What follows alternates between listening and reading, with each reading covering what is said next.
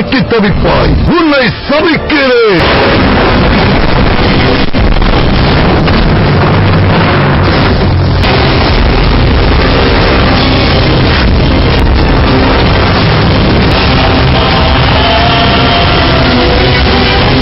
நேரம் வந்துவிட்டது பார்த்தா.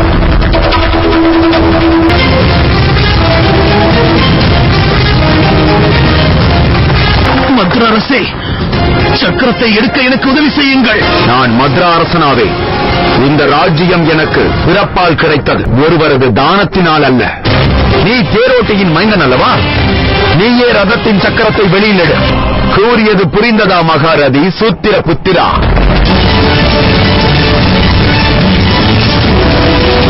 அங்கு அரசரை உடனடியாக யுத்தத்திற்கு அழைப்பார்கள். மதுவா, அவர் ரதமின்றி இருக்கிறார், நிராயுதபாணியாக இருக்கிறார். இன்று நீ எனக்கு கட்டளையிடாதே பார். அங்கு அரசே, நான் உன்னை யுத்தத்திற்கு அழைக்கின்றேன்.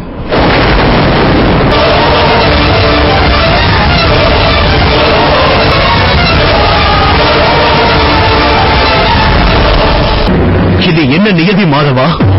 தற்பொழுது அர்ஜுனன் ரதத்தில் உள்ளான், நான் ரதமின்றி இருக்கிறேன். புறமுதுகு காட்டி ஓடும் ஒருவனை யுத்தத்திற்கு அழைத்து அவனை நீ தாக்கியது சரிதானா? ஆனால் யுத்தத்திற்கு முன்பாக என் சக்கரத்தை வெளியே எடுக்க அனுமதித்தாருங்கள். முடியாது அங்காரசே. சூரியன் அஸ்தமிக்கப் போகிறது. இக்கணமே நீ அர்ஜுனனுடன் யுத்தம் புரிய. மத்ரா அரசே, என் விஜயதனுசை எடுத்துத் தாருங்கள். முடியாது அங்கரசே. நான் உனது கட்டளையை ஏற்க மாட்டேன்.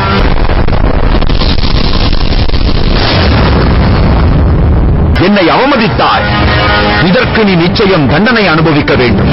நான் என் ரதத்தின் சக்கரத்தை எடுக்கப் போகிறேன். என் முதுகில் தாக்க நினைத்தால் நீ தாராளமாக தாக்கலாம் அர்ஜுனா. நேரம் முடிவிற்கு வந்து கொண்டிருக்கிறது பார்த்தா. சூரியன் அஸ்தமிக்கப் போகிறது. நீ கொடுத்த கெடு முடிவிற்கு வந்துவிட்டது பார்த்தா. தாக்குதலுக்கு தயாராக இரு. நிராயுதபாணியை நான் தாக்குவதில்லை சத்தியசேனா. அது ஒரு வீரனின் கோழைத்தனம் என்று அர்த்தம். அங்காரசரின் கைகளில் விஜயதனுசு வந்துவிட்டால் அங்காரசரை தோற்கடிப்பது என்பது இயலாத காரியமாகிவிடும். கர்ணனை தாக்கு பார்த்தா.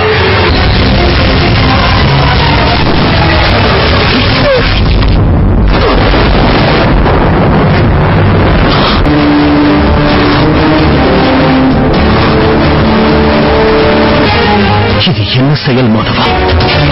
முடிவு. அதர்ம விருட்சத்தின் வீழ்ச்சிக்காக தோட்டத்தில் இருக்கும் அழகிய பூக்களையும் அழிக்க வேண்டியிருக்கிறது கர்ணா. இதுதான் தங்களது நியாயமா வாசுதேவா? இதற்காகத்தான் தாங்கள் என்னை மயிலிறகாய் மாறக் கூறினீர்களா வாசுதேவா? பதில் கூறுங்கள். இதற்கான பதில் மிக பெரியது கர்ணா. ஆனால் நேரம் குறைவாக உள்ளது. இருப்பினும் என் நண்பனான நீ கேட்ட கேள்விகள் அனைத்திற்கும் நான் நிச்சயம் பதில் கூறுவேன்.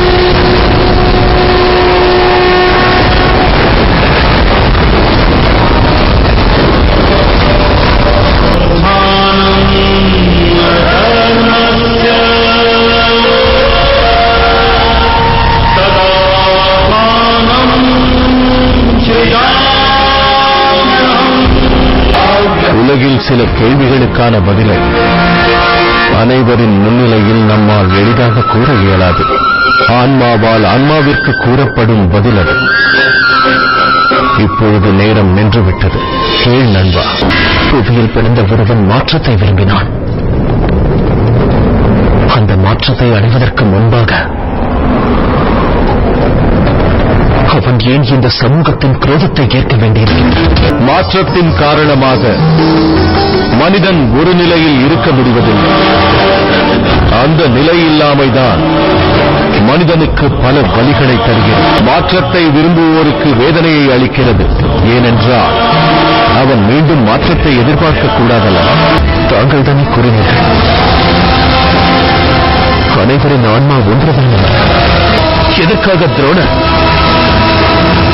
ஜாதியின் பெயரால் எனக்கு கல்வி கற்பிக்கவில்லை? தலை சிறந்த வெல்வீரன் என்ற தகுதியை பெற்ற பிறகும் போட்டி மைதானத்தில் என்னை எதற்காக போட்டிக்கு அனுமதிக்கவில்லை? ஏன் ஒவ்வொரு முறையும் எனது திறமையை சூத்திர புத்திரன் என்று கூறி நிராகரிக்கப்பட்ட? பதில் கூறுங்கள் மாதவா. ஏன் எனக்கு இவ்வாறு நேர்ந்தது? ஏனென்றால் நீ தனித்துவமானவன் கர்ணா. ஏனென்றால் விதி உன்னை மாற்றத்தை கொண்டு வருவதற்கான வீரனாக தேர்ந்தெடுத்தது. அதேபோல் வெப்பத்தில் உருகிய தங்கமானது அழகிய ஆபரணமாகிறது. உருகிய இரும்பு ஆபரணமாவது. உன்னிடம் நான் ஒரு உண்மையை கூறுகிறேன். என்னை பொறுத்தவரையில் உன்னை விட பெரிய பராக்கிரமசாலி இன்று இப்புவியில் எவருமே கிடையாது நண்பன். அர்ஜுனனும் கிடையாது நண்பன். தனித்தன்மை வாய்ந்தவர்களை காலம் இவ்வாறுதான் கடினமாக சோதிக்கிறது. எவன் அக்னியை அணைப்பதற்கு முயற்சி செய்கிறானோ அவன் கைகள் வெந்து போவது சகஜம்தான் நண்பன். மாற்றத்திற்கான தீபத்தை இன்று நீ இப்புவியின் மீது ஏற்றி வைத்திருக்கிறாய். அது ஒரு நாள் சூரியனாக மாறி இருள் சூழ்ந்த உலகத்திற்கு ஒளியை தரப்போகிறது. எதற்காக எனக்கு அநியாயம் செய்தீர்கள்? நான் ஒரு சோத்திர புத்திரன் இல்லை என்பதை தாங்கள் அறிந்தீர்கள். பிறகு ஏன் அர்ஜுனனையும் என்னையும் போரிட விடாமல் தடுத்தீர்கள்? ஏன் தர்மத்தின் ரதத்தில் அமர்ந்து அதர்மத்தின் வானத்தை செலுத்தினீர்கள்? ஏன் மாதவா?